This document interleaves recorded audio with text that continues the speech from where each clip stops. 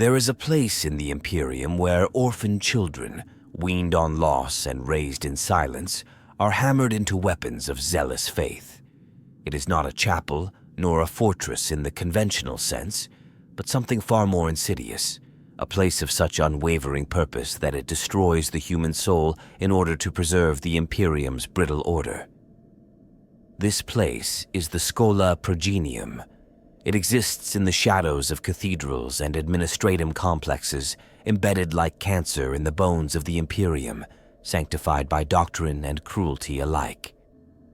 Here, young minds are broken and rebuilt not to serve, but to obey, not to understand, but to enforce. Every prayer they whisper, every scar they carry, every lesson they endure burns away the last trace of the child they once were. And in their place stands a commissar, a sororitas, an arbitrator, each a reflection of the Imperium's hunger for order through fire. But what if these weapons, so meticulously forged in the Emperor's name, do not aim outward, but turn against the very realm that created them? What if the brutality that shaped them cannot be caged within loyalty?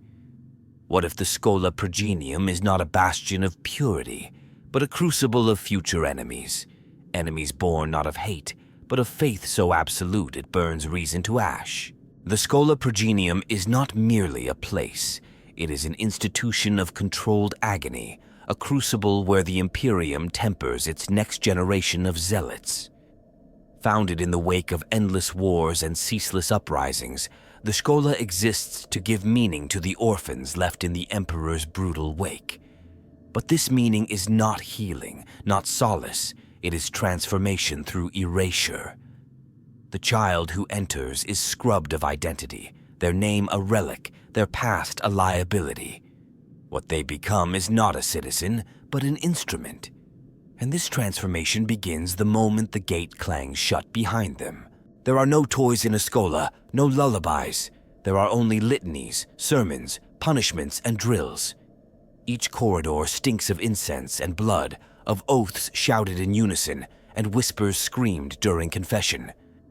Daily life is ritualistic cruelty, masquerading as discipline. The meals are meager, the beds cold and iron hard. Every action is monitored, judged, and weighed against impossible standards. It is a system designed not to educate, but to eliminate weakness.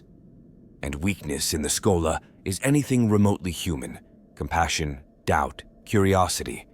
These are treated as diseases to be purged. The drill abbots and canonesses, themselves products of the same machinery, wield absolute authority. They smile only in satisfaction when breaking a rebellious spirit. A child who cries too often is gagged. One who speaks out of turn is beaten. Those who question are isolated, sometimes vanishing entirely. There are rumors whispered in the dormitories, of black cells where the most unruly are taken and never return, of psychers rooted out and handed to the black ships before they understand what they are. Fear is constant. It is the air they breathe, the rhythm of their lives, and eventually the very shape of their souls. Yet even in this pitiless place, hierarchy festers. The strong are pitted against the weak in competitions masquerading as drills, assessments that reward cruelty and cunning. A child who betrays another may be rewarded, even elevated, provided the betrayal aligns with doctrine. And those elevated begin to internalize the system, to perpetuate it. They become prefects, little tyrants mimicking their tormentors, learning that power lies not in truth or love, but in control and fear. But the deepest scar of the Schola is not physical, it is ideological. From the earliest age, the children are told that the Emperor is watching, not with love, but with judgment. Every breath must serve him. Every doubt is treason. Every act must be for the Imperium or against it. This is hammered into them with prayers recited until voices crack, with catechisms learned through pain, with sermons that equate mercy with weakness and love with heresy. They are not taught to be loyal, they are taught to fear disloyalty. And this difference is everything, because fear, when it is the only tool of control, eventually loses its edge. Some graduates, scarred and shaped by this pitiless system, do indeed become commissars who execute their own men without a second thought, sororitas who burn heretics and innocents alike, or judges who mete out death in the name of order. But others, those too bright, too hurt, too aware, begin to see the system's cracks. They begin to feel the emptiness behind the litanies. They remember the friends they lost, the pain they endured, and the lies they were fed. And in those moments the seeds of rebellion are sown. The irony is cruel. The very brutality that seeks to shape perfect servants can instead forge perfect enemies. Because to understand the Imperium deeply, to see its inner workings, its hypocrisies, its decay, especially from within the sacred halls of the Schola, is to risk realizing that it is not worth saving. And so, every class of graduates is a gamble. Some will die in service, others will rise high in the ranks of the Imperium. But a few, just a few, will turn. And when they do so with a fire and clarity that no common traitor could ever muster. These are the enemies the Imperium fears most, not mutants, not xenos, not the mad, but those who once believed, and believed deeply, those who recited the litanies, bore the lashes, and wore the black of the Schola Progenium, and who, having seen the truth, now seek to tear it all down. From within the gray halls of the Schola Progenium, a specific path winds with terrifying clarity, a road that leads directly to the throne-like seats of judgment, authority, and secrecy. This is the inquisitorial pipeline, a route carved not by accident, but by design. The Imperium, ever paranoid, ever threatened, requires minds of razor-sharp conviction and emotionless resolve. It turns to the Schola for these minds, for these wills sculpted under the hammer of doctrine. And the graduates who walk this path are often indistinguishable from the horrors they are tasked with hunting. An inquisitor is not born. An inquisitor is made painstakingly and precisely through years of curated brutality. From the earliest signs of intellectual aptitude or leadership potential, certain students are marked quietly by administratum scribes and visiting inquisitors. They are not told of this destiny. They are merely watched, how they break under pressure, how they manipulate peers, how they absorb the teachings of dogma without flinching. Those who display the cunning of a serpent and the zeal of a martyr are taken aside, sometimes at random, sometimes in the middle of the night, and brought before figures in robes darker than the void. From there, the grooming begins. These children are taught not just to obey, but to interpret, not merely to enforce doctrine, but to shape it. They learn how to lie in the Emperor's name, how to execute in silence, how to wield power not with honor, but with effect. Unlike the sororitas or the commissars who act visibly, inquisitors operate in shadows, and so the Schola provides not only overt lessons in loyalty, but covert training in duplicity. A future inquisitor must be both hammer and scalpel, both priest and assassin. The process is grueling. These candidates are subjected to simulations indistinguishable from reality. They are forced to betray friends, to choose which innocent to execute for the greater good, to navigate impossible moral mazes where every option leads to suffering. These are not just tests. They are blueprints for future acts. By the time they emerge from the Schola and begin their true service under established inquisitors, they have been hollowed and rebuilt into creatures of purpose, stripped of empathy and graced only with conviction. But herein lies the rot. Because conviction without compassion is indistinguishable from madness, the Schola produces inquisitors who believe they alone understand the Emperor's will. Each becomes a microcosm of tyranny, a law unto themselves. And while many serve faithfully, others slide almost imperceptibly into monstrosity. The line between Puritan and radical blurs quickly when one has the power to interpret threat in anything and everything. Today, a heretic is a cultist. Tomorrow, a scholar who dared ask the wrong question. Today, a mutant is an enemy. Tomorrow, a child born with the wrong color eyes. These are not deviations. These are consequences. The Schola trains its inquisitorial prospects to see the Imperium not as a thing to protect, but a thing to purify. The more they study, the more secrets they uncover, the more they realize that the Imperium is not clean. It is filth holding back darkness. And in their arrogance, in their desperation, they begin to believe only they can cleanse it. Many of the greatest threats the Imperium has ever faced wore rosettes once. They were trained in the Schola, praised for their brilliance, trusted with ultimate authority. And then they broke. Some to chaos, not out of greed or lust, but because they believed the warp offered a cleaner answer. Some turned against the High Lords themselves, convinced that a new order was needed. Others simply became monsters in the dark, inquisitors who purged entire planets to maintain a balance only they could see. The pipeline does not malfunction. It works exactly as intended. It creates individuals capable of doing the unthinkable. The flaw lies in the intent, not the outcome. When you forge a mind to destroy in the Emperor's name, you cannot be surprised when that destruction becomes indiscriminate. You cannot be surprised when the war they fight becomes one against truth, against humanity itself. These are not aberrations, these are graduates. And the Schola Progenium smiles each time they ascend, not knowing or not caring how far they will fall. They walk onto the battlefield with iron in their boots and fire in their eyes.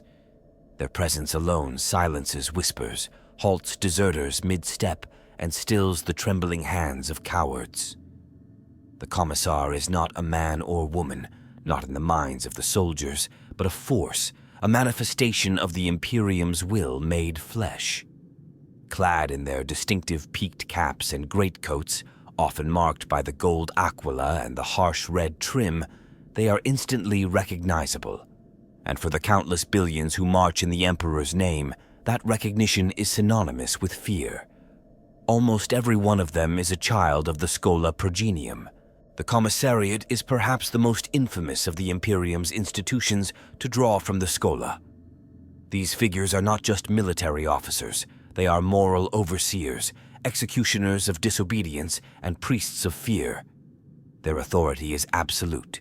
A commissar can, and often must, execute any officer or soldier who falters, disobeys, or shows hesitation. They do this not because they are cruel, though many are, but because they believe. They believe that the price of a single coward may be the fall of an entire regiment. They believe that one act of mercy can snowball into catastrophe, and in this belief, they become more terrifying than any enemy charge. The Schola breeds commissars to be unwavering. Their training is unlike any other. Instructors simulate live combat situations where hesitation results in real punishment. They are forced to choose between friendships and duty, between saving a comrade and ensuring discipline. Most choose duty. Those who don't are weeded out, often through punishment so severe, it leaves lifelong scars. They are taught to deliver inspiring speeches, yes, but more often they are taught when and how to shoot a man in the back for the good of morale. Their trigger fingers are extensions of doctrine, but there is a paradox lurking within this role, one that the Schola never prepares them for, the slow, corrosive erosion of their own humanity. Each execution chips away at the soul. Each act of necessary ruthlessness pushes the commissar further from the men and women they lead. They eat alone. They sleep lightly. They trust no one. The more dutiful they are, the more alien they become.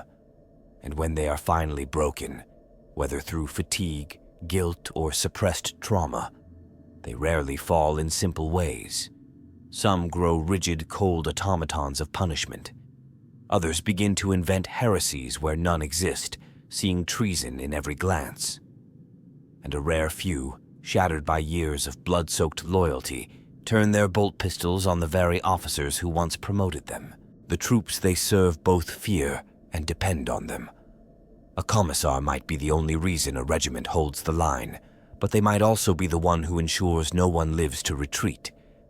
This relationship is not camaraderie. It is deterrence through presence, an equilibrium of terror. A soldier might fight harder with a commissar behind them, but they will never fight with love, only with the fear of execution beating against their hearts. The Imperium sees this as success, but this success breeds rot. When faith is enforced by the gun, when loyalty is a result of terror rather than conviction, the seeds of rebellion take root. Some regiments whisper to each other of the day they will turn on their commissar. Some wait for a moment of weakness. Some even succeed. There are records sealed in vaults beneath administratum blocks of entire companies defecting after executing their Schola-bred overseer. These are hidden, buried in shame, dismissed as anomalies, but they are more common than the High Lords would admit. The tragedy of the commissar is that they are victims of the same system they enforce. Raised to be uncompromising, they cannot adapt. Trained to be emotionless, they cannot empathize. And when the Imperium changes, when war shifts from the trenches to the warp, when politics eclipse battlefields, they are left behind, relics of brutality in a world already drowning in it. Some fall to chaos, lured by the promise of understanding, of release from guilt. Others join rebel cells, convinced that the Imperium betrayed its own ideals. A handful become warlords, forging brutal micro-empires where their rule is unquestioned and their word is law.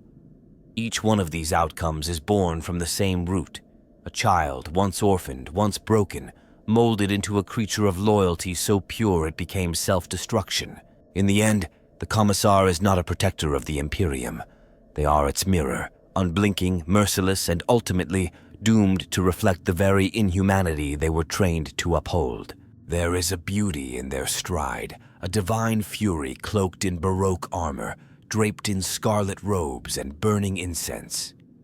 The adeptus sororitas, often called the Sisters of Battle, are the living saints of the ecclesiarchy's dogma. To many, they are icons of purity, blazing avatars of the Emperor's wrath. But beneath the cathedral visages and battle hymns lies a truth far more tragic. Nearly all were once small, orphaned girls taken into the Schola Progenium, raised without parents, choice, or compassion. Their fire was not born. It was kindled through pain and sustained by relentless indoctrination. From the moment they could walk, these daughters of lost heroes were told that they were chosen. Not chosen in love, but in duty. They were not adopted, they were claimed. Their lives became cycles of prayer, fasting, penance, and combat drills. While other children dreamed of toys or adventures, the future sororitas were taught how to kneel for hours until blood ran down their legs, how to wield a chainsword before they could recite their full names. They learned that suffering was sacred, that doubt was heresy, and that their pain pleased the Emperor. It was never framed as cruelty. It was framed as love, the only kind the Imperium understands. The Schola strips them of identity and replaces it with a singular narrative. They are weapons of faith. Every mistake is met with punishment, every question with silence. The only reward is survival, and the promise that one day, if they are pure enough, strong enough, zealous enough, they might earn a place among the sisters. And so, they strive.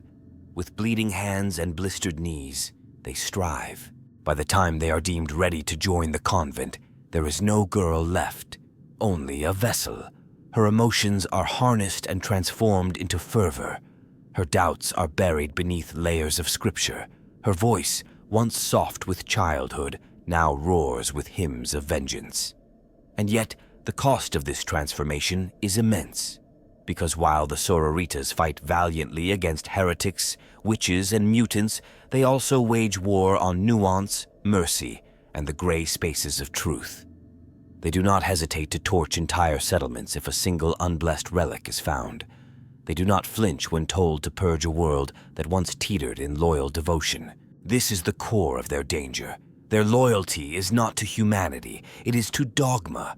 They obey the ecclesiarchy even when its will runs counter to the survival of the Imperium. They burn the Emperor's enemies, but also his misinterpreted allies, and they do so with righteous pride, because they have never been taught to see shades of gray. They were never allowed to. In their eyes, a sinner is a sinner, even if he dies screaming the Emperor's name. Yet, even among the sisters, there are fractures. Those few who have seen too many burning innocents, who have heard too many contradictions in sermons, begin to question, quietly, shamefully. And when they do, they often break, not slowly, but catastrophically. A sororitas who doubts either becomes a martyr in search of death or a renegade with a cause. Both are dangerous, and both are born of the same Schola Progenium that crafted saints from suffering. Some join cults of redemption, seeking to relearn the Emperor's will. Others defect entirely, taking up arms against the very ecclesiarchy they once served. A few turn to chaos, not for power, but for clarity. The ruinous powers offer them the one thing the Imperium never did, a sense of self. And when these former sisters turn, they do not become quiet heretics. They become prophets of rebellion, voices of dissent armed with the very weapons and tactics the Schola forged into them. The ecclesiarchy denies these outcomes. They blame seduction, corruption, demonic temptation. But they never admit the truth, that these women were never taught to think, only to obey, that the seeds of their rebellion were sown in the very prayers they were forced to recite. That when you create perfect instruments of blind faith, you must accept that some will see too much and choose to strike, not in blasphemy, but in desperate love for the Emperor they thought they knew. The Schola does not see this as failure. It sees it as acceptable loss, a necessary price for purity. But the galaxy remembers. Every scorched world, every innocent burned beneath a sister's heel, every rebel who once bore the fleur-de-lis on her armor. These are echoes of a system that values obedience over understanding. And those echoes are growing louder. Among the endless corridors of the Schola Progenium, another breed of enforcer is forged, not draped in faith's flames like the sororitas, nor steeped in fear like the commissars, but wrapped in the cold logic of law and the iron silence of enforcement. These are the arbitrators, the judges, the steel-hearted servants of the adeptus arbites. Clad in black carapace armor and armed with shock mauls and bolters, they do not protect, they impose. Their justice is not blind, it is deliberate. And for the countless hive cities teetering on the edge of revolt, they are often the first and last word. The Schola breeds them with a particular flavor of detachment. From childhood, these future enforcers are taught that they are separate from the teeming masses. Not above, not below, just other. They are made to observe, to report, to suppress. They are rarely taught the histories of humanity's struggles, the context of civil unrest, or the ethics of governance. What they learn, instead, is that the law is sacrosanct and deviation is death. This rigid worldview becomes the lens through which they see all of existence. The Schola's conditioning is brutal in its precision. Where a commissar is taught to inspire through terror and a sororitas through faith, the arbitrator is molded into something more machine than man. Every day is a rote performance of legality, a constant drill in adjudication and suppression. They are required to memorize entire volumes of the Lex Imperialis before they can even begin firearms training. But once their minds are sharpened to the blade of code, they are turned loose to learn how to kill, efficiently, emotionlessly, and most importantly, legally. This legality is their curse. For while many see the arbites as upholders of order, the truth is far grimmer. They are not guardians of justice. They are the shield of the Imperium status quo. A starving man who steals bread may be shot in the street. A mother who hides her mutant child is beaten in front of her neighbors. A preacher who deviates by a single syllable from sanctioned doctrine is dragged away, screaming into a prison block that no one ever leaves. These acts are not abuses of power. They are its expression, and the arbitrators carry them out without hesitation. Because to question the law is to betray the Schola's core lesson, that order is absolute. But even within these ironclad minds, cracks form. The arbitrator walks daily through the underbelly of the Imperium, They see the rot firsthand, the child gangs, the cannibal hives, the sanctioned poverty that leaves billions in despair. And while many simply harden their hearts further, a few begin to question. Not openly, never openly, but a slow unease sets in, a lingering doubt, and that doubt festers. Some arbitrators go rogue, turning their backs on the adeptus arbites to join criminal elements they once hunted. Others break more subtly, enforcing justice on their own terms, rewriting the law in their heads to fit a more humane ideal. These are the most dangerous, because unlike open rebels, they still wear the badge.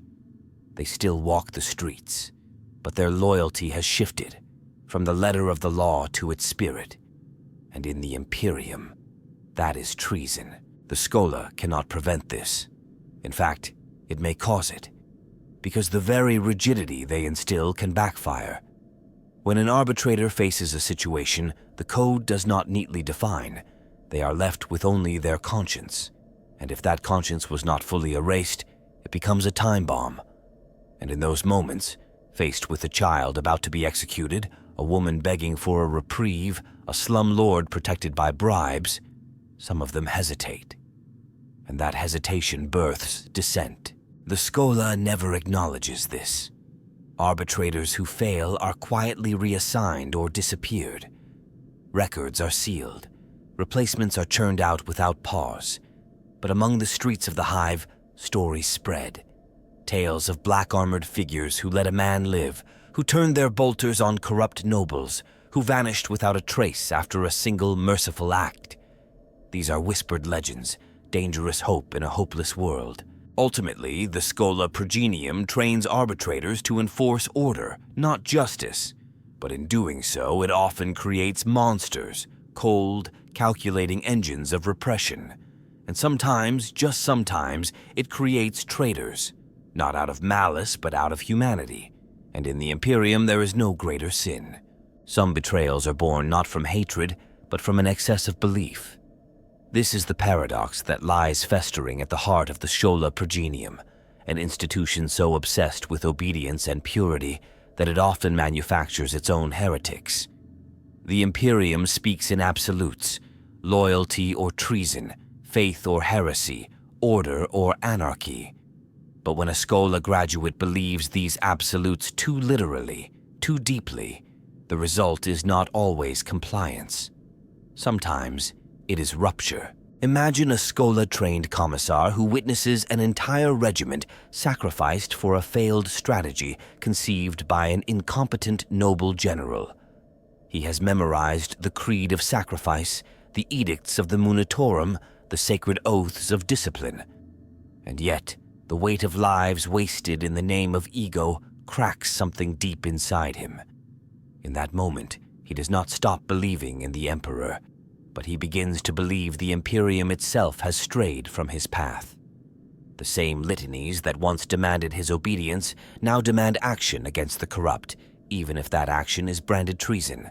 Or consider a sororitas who finds a hidden chapel where mutants pray to the Emperor with honest, trembling hearts. She should kill them all. The codex is clear. The teachings are absolute. But she hesitates, not out of mercy, but out of confusion. How can such purity exist in what she was taught to destroy?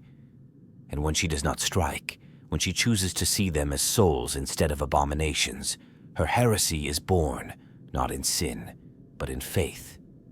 A faith that has finally learned to ask why. The Schola does not teach nuance. It punishes it.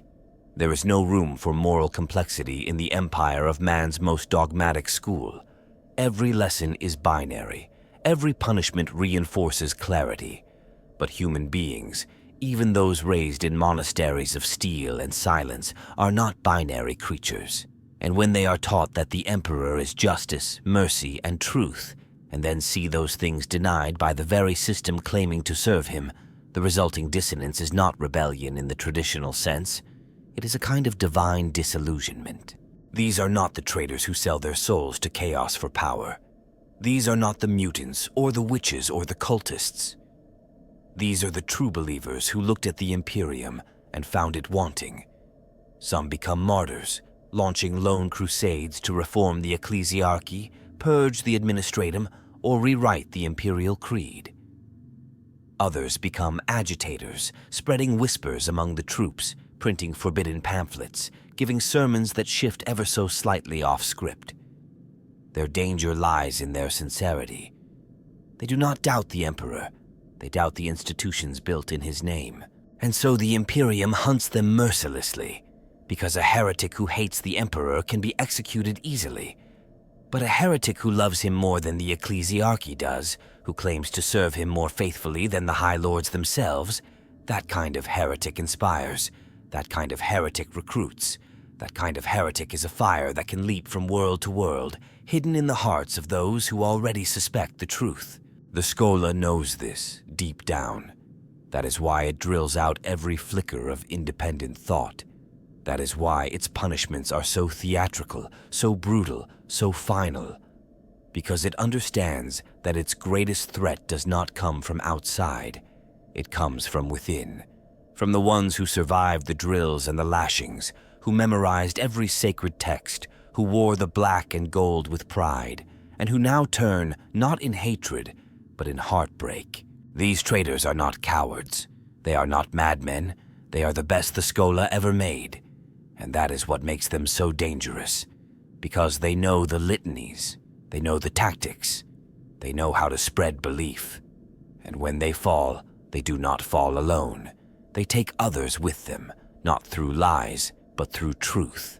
A terrible, shining, unanswerable truth, that the Imperium is not the Emperor, and that faith, when strong enough, can burn even the most sacred lies to ash. The warp whispers to all, but some hear it more clearly than others. In the endless machine of the Imperium, where faith is enforced with a bolter and heresy is defined by deviation, the Schola Progenium stands as a breeding ground, not just for pious enforcers, but for future vessels of corruption. Ironically, the same traits the Schola instills, fanaticism, suppression of emotion, unwavering belief, make its graduates uniquely vulnerable to the influence of chaos. They are not corrupted because they are weak. They are corrupted because they are strong in all the wrong ways. The Schola teaches its children to silence doubt, to fear introspection, and to equate every inner voice with heresy. This leaves them with no tools to navigate the psychological fractures that naturally emerge in war, isolation, and trauma. And into those fractures the warp seeps. For a commissar haunted by the faces of the men he executed, for a sororita's sister who hesitates for a heartbeat too long, for an arbitrator who sees more injustice than justice, the voice of a demon does not come as a curse. It comes as relief. These graduates often believe they are continuing to serve the Emperor even as they fall. Chaos does not always begin with horns and mutations. Sometimes it begins with a dream, a whisper, a sense that perhaps the Emperor wants something different, something more.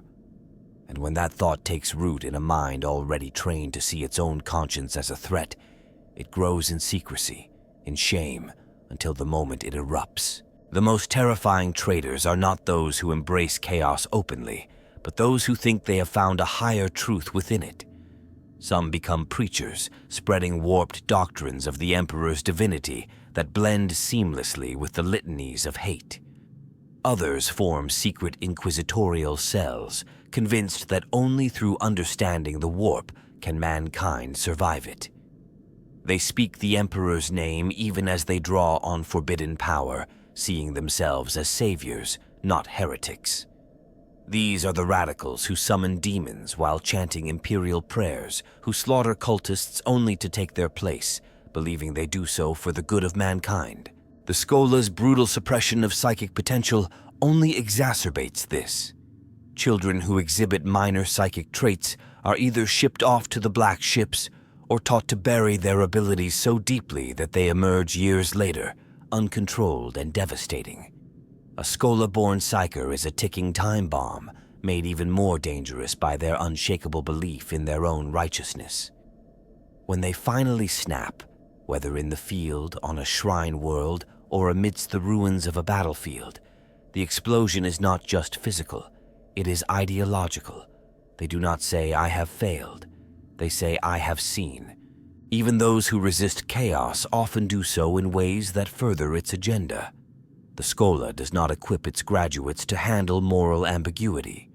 When faced with a situation the creed does not cover, they often overcorrect, burning cities to root out a single cultist, purging loyal citizens for failing to kneel quickly enough. This escalation, this binary thinking, is a kind of madness. And madness, even when rooted in loyalty, is a door the warp is always ready to open, and when they fall hard. Because Schola graduates are not simple warriors or administrators. They are zealots. Their training makes them leaders, commanders, icons. When they embrace chaos, they bring others with them, entire regiments, battalions of sororitas, cadres of arbitrators. And these conversions are not slow, creeping things. They are sudden, apocalyptic. One day, a fortress monastery rings with hymns. The next, it is a shrine to Slanesh, or a fortress of Nurgle, its cannons now turned against the Imperium it once defended. There are few tragedies greater than a fallen Schola graduate, because each one was made to be a symbol. Each one was forged to stand against the darkness. And when they fall, they carry with them not just lives, but symbols. The image of the black-uniformed commissar, now marked with the Eye of Horus. The Sisters of Battle chanting Titsench as they melt reality around them. The arbitrator, once an emblem of order, now the high priest of a cult of endless change. The warp does not need to tempt them, it only needs to wait, because the Schola creates fanatics, and fanaticism, once untethered, becomes a weapon more devastating than any demon. Not all who emerge from the Schola Progenium are foot soldiers of doctrine. Some are brilliant, gifted, and relentless. They rise faster, think deeper, and burn hotter than their peers. These are the exceptional. And within the suffocating structure of the Imperium, exceptionalism is both prized and feared. The Schola does not cultivate individuality, but it cannot fully suppress genius.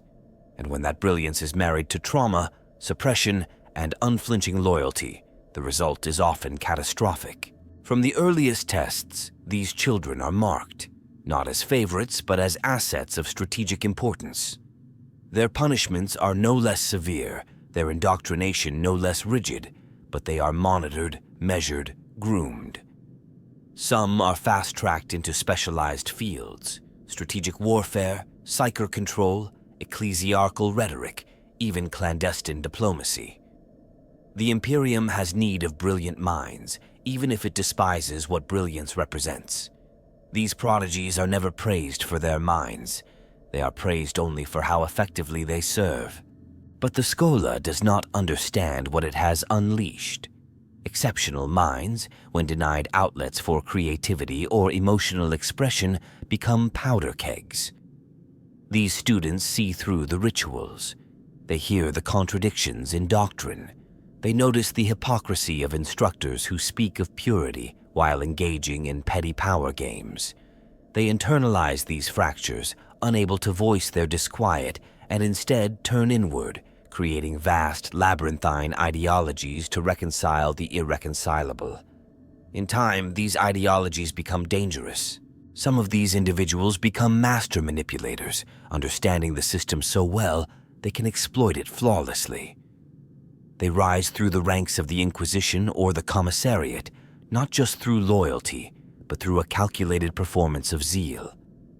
They speak the words expected of them, wear the appropriate scowl, conduct the necessary executions. But inside, they are something else. Not heretics, not rebels, but something much harder to detect. Subversives with perfect credentials. Others collapse under the pressure. The sheer cognitive dissonance of loving the Emperor while hating his empire becomes too great. They fracture. Some turn to radical reformism, believing they can save the Imperium from itself. Some attempt to build new power structures entirely, hidden beneath the radar of the adeptus terra. A few abandon it all and disappear, vanishing into the void or into the arms of Xenos, who offer the one thing the Schola never did: recognition. But the most terrifying outcome is not rebellion. It is loyalty refined into something unnatural. These exceptional graduates become high lords, sector governors, inquisitorial lords, figures of towering influence who shape policy across star systems. And because they are so intelligent, so ideologically honed, they implement reforms that, while technically loyal, begin to warp the very soul of the Imperium. They create regimes within regimes, cults of personality masked as doctrine, internal purges justified by obscure sections of the Lex Imperialis. They become nightmares not because they broke away, but because they didn't. The Schola cannot prevent this. It does not know how. Its tools are blunt: repetition, violence, fear. These methods can destroy a weak mind, and they often do. But an exceptional mind adapts. It builds shells, constructs personas, layers truth beneath falsehood. By the time these individuals leave the Schola, they are not what they appear to be. They are not tools. They are architects. And sometimes they use the Imperium as their canvas. In many ways, these individuals are the ultimate expression of the Schola's failure, because they are what it wanted: loyal, powerful, unquestioning. But they are also what it feared: independent, insightful, and capable of reshaping reality. When they choose to serve, they serve too well. When they choose to rebel, they do so with terrifying effectiveness. And when they choose to rule, they create miniature Imperiums more rigid, more cruel, and more inescapable than the one they left behind. The galaxy is littered with their legacies. Some are remembered as saints, others as tyrants. But in truth, they are all the same: children broken and reforged into engines of brilliance without empathy, and that brilliance, once set loose, cannot be recalled. The Schola made them, the Imperium used them, and now the galaxy must live with them. Not all Schola Progenium facilities are what they appear. Across the vast sprawl of the Imperium, there are whispered rumors, half-forgotten reports, redacted transcripts, and haunted testimonies of institutions that operate outside even the Schola's brutal norms. These are the Shadow Scholas, hidden, unofficial, often experimental academies where the already ruthless machinery of indoctrination is taken to horrifying extremes. They are places of silence and masks where the Emperor's name is still spoken, but only in screams. No records officially confirm their existence. The administratum, when pressed, offers only shrugs and sealed orders. The ecclesiarchy denounces such rumors as heresy, and yet survivors appear. Veterans who twitch at certain prayers, inquisitors who bear scars they refuse to explain, psychers who flinch at the word instruction. Something exists beyond the known progenia system, facilities tailored not just to produce loyal servants, but to create weapons of singular devastation. These hidden scholas serve various purposes. Some are testing grounds for radical indoctrination techniques. Others are designed for specialized black operations training, assassination, subversion, sabotage, even xenodiplomacy. A few are rumored to be under the control of the Inquisition itself, using orphaned children not to raise future commissars or sororitas, but to forge instruments of paranoia, precision, and horror. The students there are not trained in morality, not even in doctrine. They are trained in outcome. Success is survival. Failure is silence. What distinguishes these places is not just their secrecy, but their sheer inhumanity. While the standard Schola is brutal, it still exists within a framework of religious and legal justification. The Shadow Scholas have no such constraints. Punishments are not just harsh, they are creative. Conditioning is not just severe, it is surgical. Some reports speak of children subjected to sensory deprivation for months, only to be thrust into combat without warning. Others mention simulated cult environments where trainees must infiltrate, report, and eliminate, all without revealing their identity. Failure to maintain cover results in real punishment or real death, often inflicted by their fellow students. The psychological toll is unimaginable. These students grow up in lies within lies, trained to doubt everything but their mission. Many emerge with no sense of identity. Some are so deeply embedded in their cover personas, they never truly return. Others become emotionless executors, blank, efficient, horrifying. The Imperium, in its desperation, has learned that loyalty is not enough. It needs tools that do not question, that do not feel, and so it creates monsters. But the control is never perfect. The more extreme the conditioning, the more unpredictable the outcome. Some of these graduates escape their handlers, others turn on them. A few begin to see themselves as gods, unanswerable, beyond morality, beyond fear. When these individuals break free, they do not become petty criminals or simple rebels. They become nightmares. Armed with elite training forged by the darkest parts of the Imperium, they possess the skills to dismantle entire systems.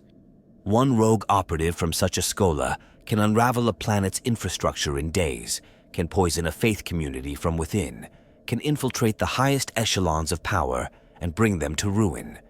There are no monuments to these places, no records. If you ask the wrong person, you might disappear. If you press too hard, you may find yourself reassigned, demoted, or simply eliminated.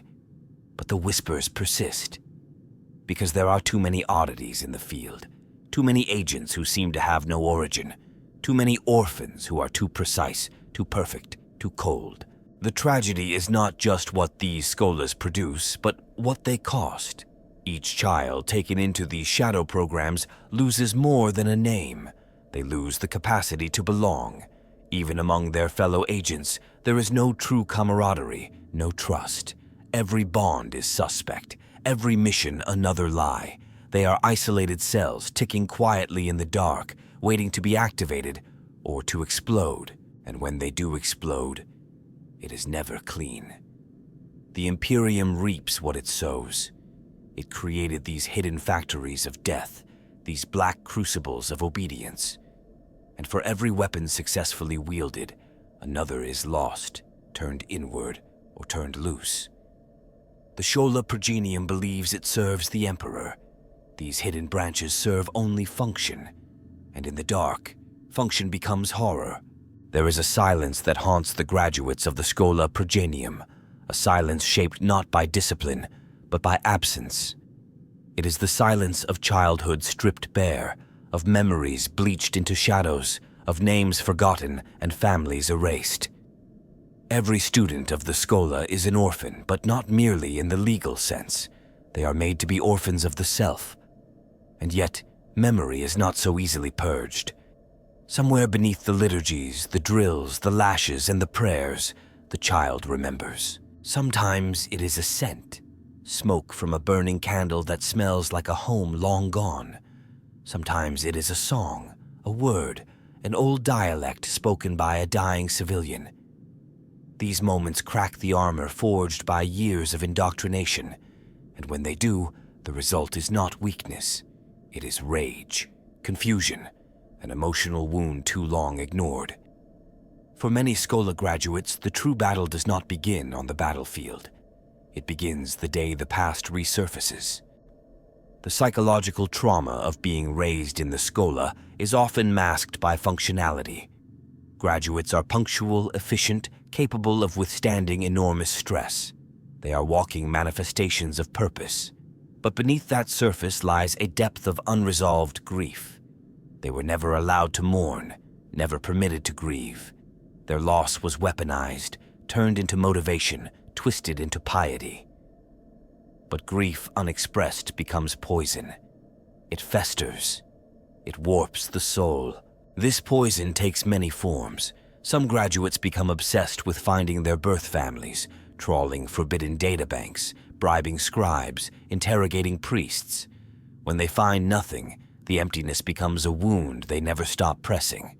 Others fixate on surrogate family structures, mentors, units, command structures, but these are fragile. When a commanding officer dies or a fellow soldier defects, their entire world shatters. They are not resilient. They are brittle. Others lash out. The pain of their erased pasts becomes fury. These are the officers who execute subordinates for minor infractions, the sororitas who scream louder than the hymns they chant, the arbitrators who impose law not with precision, but with venom. Their violence is not born of duty. It is personal. And when questioned, they retreat into scripture, into training, into silence, because they do not know how to explain the hole inside them. A rare few channel this trauma into rebellion, not against the Emperor, but against the machinery that stole their lives. These are the ones who join uprisings, who aid dissidents, who vanish into underhives and re-emerge as warlords or prophets. Their vendettas are not political, they are personal. They burn administratum offices not because they reject order, but because those offices hold the records that erased their past. They destroy Schola outposts not as heretics, but as avengers. And yet, even among these, there are those who simply break. The ones who, years into service, suddenly fall silent. Who wander into the wilderness of a war-torn world and do not return. Who, on the eve of battle, kneel and weep for a mother they no longer remember. These are the unseen casualties, the ones who died inside long before their bodies fell. The Imperium does not count them. The Schola does not mourn them. But they are many. There is a cruel irony in all of this. The Schola claims to raise orphans to honor their parents' sacrifices. But it never tells them who their parents were. It never allows them to speak the names of their dead. It praises lineage only as a concept, never as a memory. And so, these children grow up venerating ghosts, worshipping the idea of duty, while being denied the human context that gives duty meaning. They are taught to die for the Emperor, but not to live for themselves. In some rare cases, Schola graduates reunite with fragments of their past, a sibling who survived, a birthplace they rediscover, a personal artifact that slipped through the cracks. These moments are not healing, they are shattering, because they reveal the enormity of what was stolen. And in that revelation, something breaks. Some choose to leave, to hide, to flee. Others turn their weapons not on the enemy, but on the system that made them forget. The Schola Progenium is a factory. It produces obedient servants, not whole people. And yet, within every graduate lies a core the system cannot fully erase, a memory, a question, a grief. And when that core resurfaces, the results are as varied as they are tragic. Some become heroes, others become monsters, but all of them, every single one, are the children the Imperium chose to forget, and who, one way or another, remember. There is a dream at the heart of the Imperium, though none dare speak it aloud. It is the dream of a perfect servant, unflinching, unyielding, unbreakable. The Schola Progenium was born from this dream, a system designed to forge loyalty from loss, zeal from suffering. And in many ways, it succeeded. The Imperium is upheld not by titans or tanks, but by men and women molded in its orphan factories, their every breath a tribute to control. But perfection has a price, and that price is paid in humanity. From the first day within the Schola, the child is stripped of everything soft. Joy is a distraction, doubt is a disease, empathy is a sin. They are rebuilt with scripture, steel, and structure. They learn that kindness is vulnerability, that mercy is treason, and that the Emperor loves only the obedient. Their days are rigid, their thoughts patrolled by fear. They are trained not just to act, but to think in patterns. Doctrine replaces imagination. Loyalty replaces love. This rigid conditioning creates predictability, which the Imperium values above all. A commissar knows exactly when to execute. A sororitas knows precisely which hymns to chant while burning heretics. An arbitrator knows how far to crush rebellion before it breaks into open war. Each graduate becomes a cog in a vast grinding machine, reliable, replaceable, perfect. But perfection kills what makes a human more than a machine, the ability to feel, to choose, to adapt. And so, The Imperium finds itself served by figures who can no longer see people, only targets. Soldiers are not comrades, they are assets to be managed. Civilians are not citizens, they are variables to be controlled. When tragedy strikes, the Schola-trained officer does not grieve. They calculate. When resistance arises, they do not ask why. They purge. This is seen as strength, but it is, in truth, an admission of fear. A system that cannot accommodate humanity must erase it. Yet the cost does not end there. These graduates are deeply, profoundly alone. Their bonds are shallow, transactional, based on rank and duty rather than trust. They cannot admit weakness, even to themselves. They are trained to view pain as fuel, failure as shame, emotion as enemy. Over time, this corrodes the soul. Depression is masked as devotion. Trauma is processed as discipline. Madness is sanctified as zeal. Some cope by clinging ever tighter to their roles, becoming exaggerated caricatures of their orders. Commissars who execute for the slightest dissent, sororitas who scourge themselves daily, judges who see heresy in every deviation. Others collapse in private, silently, behind locked doors. A few break spectacularly. Public outbursts, battlefield meltdowns, fratricide. These events are swiftly buried, the individuals reassigned, corrected, or erased. The Imperium does not mourn them. It sees them as necessary casualties in its war for survival. But each broken mind, each shattered soul, is a testament to a system that demands too much. It demands not just service, but self-erasure. And when these perfect servants are finally used up, they are discarded. No medals, no remembrance, just another entry in a ledger, another name lost in a tide of obedient corpses. Worse still, this perfection creates a feedback loop of brutality, because these graduates go on to lead, to train, to indoctrinate. They pass on their trauma like a sacred flame. The next generation is shaped not only by doctrine, but by the emotional scars of those who came before. In this way, the Schola perpetuates not just loyalty, but suffering. It becomes an inheritance of pain, repackaged as piety. There are some who whisper that a more humane Imperium would be weaker, more vulnerable. But the truth is this: the perfect servant does not make a stronger Imperium. It makes a colder one, a brittle one so afraid of deviation that it would rather destroy than change. And such systems do not last forever. They crack, they shatter, and when they do, the very servants who held them up may be the first to strike the final blow. Because inside every perfect servant is a human heart, long denied, long buried, still beating beneath the layers of programming and pain.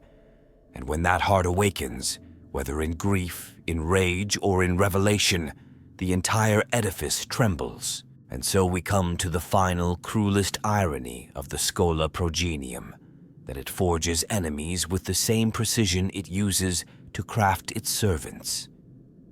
It takes the children of martyrs, those whose parents died for the Imperium, and raises them not with love, not with remembrance, but with fear, silence, and unbending doctrine.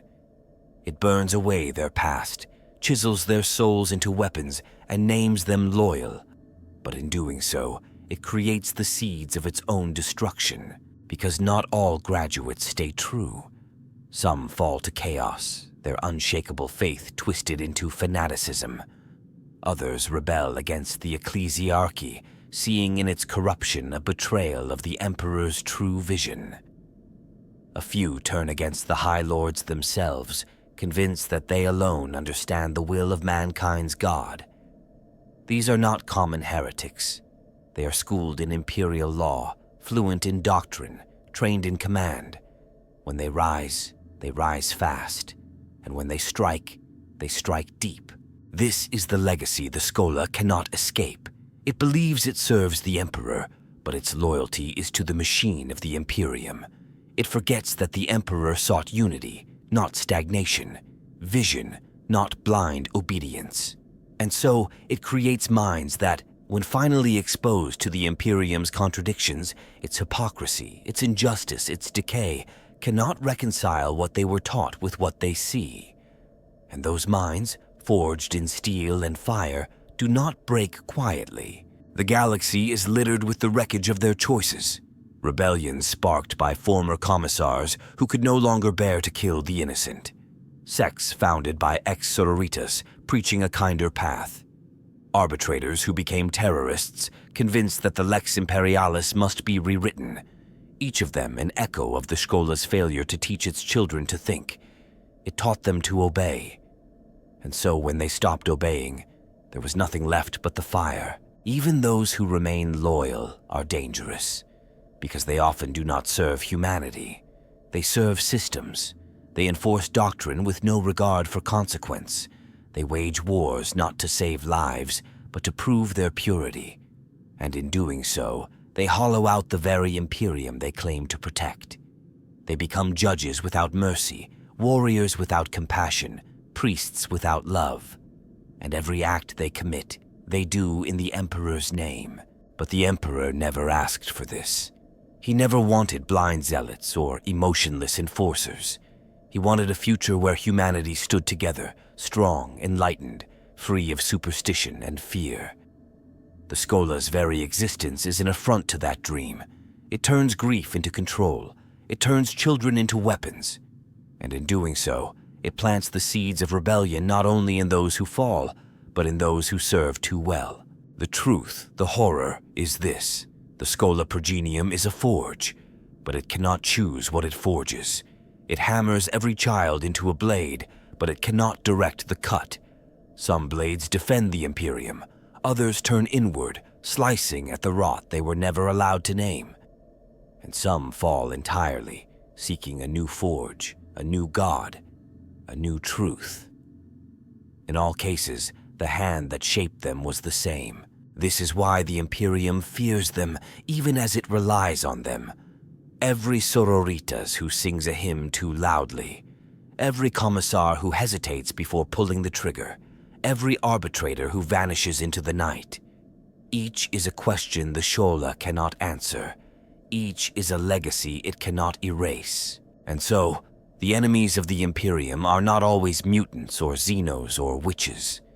Sometimes, they are its finest, its brightest, its most faithful. They carry the Schola's mark. They wear the Emperor's colors.